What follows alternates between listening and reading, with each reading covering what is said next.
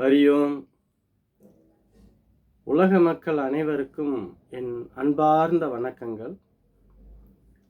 நாம் இன்று ஞான பாதையில் காண இருப்பது இக்கரைக்கு அக்கறை பச்சை. பொதுவாகவே இது பழங்காலத்திலிருந்து நம் முன்னோர்கள் சொல்லிக் கொண்டிருந்த வார்த்தை தான்.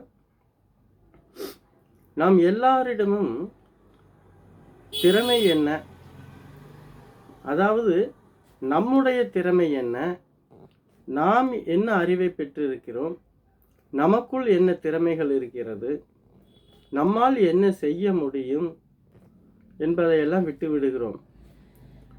அடுத்தவன் என்ன செய்கிறான் என்பதில் தான் முழு கவனம் செலுத்துகிறோம். ஒரு ஆட்டோ டிரைவர் இருக்கிறார் என்றால் டாக்ஸி டிரைவரை பார்த்து பொறாமைப்படுகிறார். நாமும் அதே போல் ஒரு டாக்ஸி ஓட்டினால் நிறைய பணம் சம்பாதிக்கலாம் என்று அவன் எண்ணுகிறான்.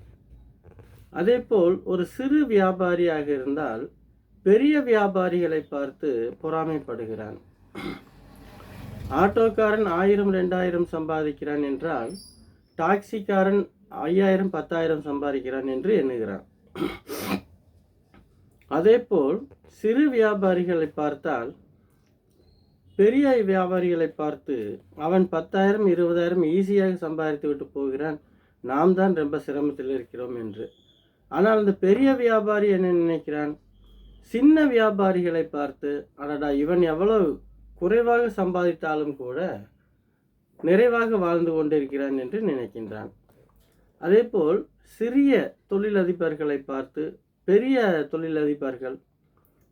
தொழிலதிபர்களை பார்த்து சிறிய தொழிலதிபர்கள் என்று மாறி மாறி எண்ணங்களை மாற்றிக்கொள்கிறார்களே தவிர தனக்கு என்ன வேலை இருக்கிறது என்று யாருமே நினைப்பதில்லை.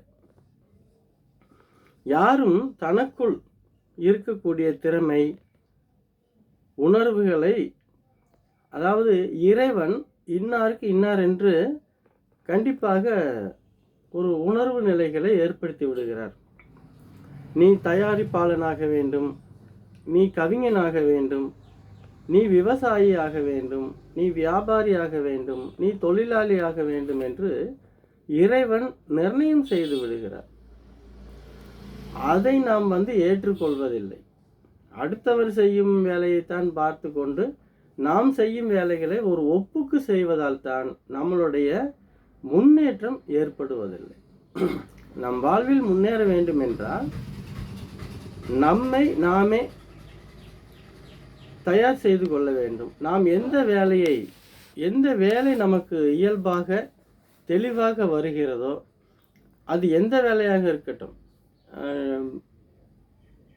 கீழ்மட்டத்திலிருந்து வந்தாலும் கூட பரவாயில்லை. அதாவது செருப்பு தைக்கும் தொழிலாளியாக இருந்தாலும் சரி, துணி தைக்கும் தொழிலாளியாக இருந்தாலும் சரி, ஒரு பூசாரி வேலை செய்தாலும் சரி, ஒரு டீ கடையில் டீ மாஸ்டராக இருந்தாலும் சரி, ஒரு ஹோட்டலில் கேட்ரிங் தயாரிப்பாளராக இருந்தாலும் சரி, நீங்கள் எந்த வேலையை செய்தாலும் அந்த வேலையில் முழு கவனத்தோடு செய்ய வேண்டும். உங்களை நீங்களே உற்சாகப்படுத்தி கொள்ள வேண்டும். நான் தான்